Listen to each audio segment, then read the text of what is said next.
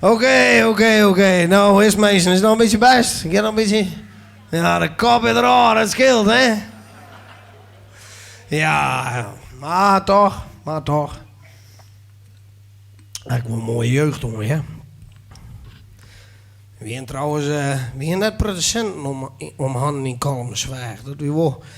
Kalmenswaag, dat is de eerste gemeente zo'n beetje van heel Nederland, hè? Tenminste in die tijd wel. Dat we weer nou ook zo eren dat we moesten de hoen afscoren om de katten hit te gaan.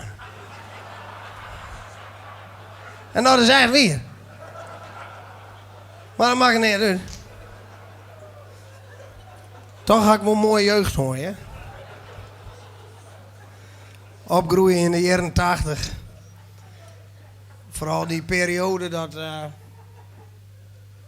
dat we er zelf ook achter kwamen, dat we mee konden met de lietse man en de rechterhand. Dan alleen nog maar passie. Hier is die kat van u, maar.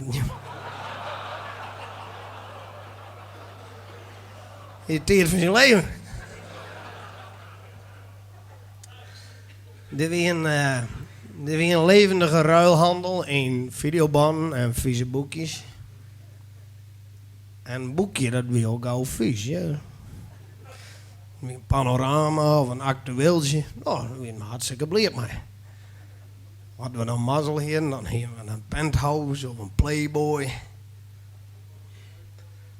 Ja, een mooi spul weer dat. Hè? Maar hadden we dat net hier, dan kon een weekkamp katek wat doen, ja. Dat weer. Ja, dat is oorzaak Tjinwurg, hè. Dat baat me wel eens zwaar. Dat de jeugd van Tjinwurg. Nou ja, dan ben je nog maar zo groot. Zit ze al keiharde porno te downloaden. Patricia Pai of zo, weet je toch? Nou, daar krijg ik hartklachten van. Dan lees ik naast wekker van. Dat is net best, joh. Dat hier we nu is het hier net. Ik hier les en ik nou ran ik bij de supermarkt Del, hè? Nou, ik ren naar Del. Dan zit daar een groepje van, ik neem dat dan Pamperboys, hè?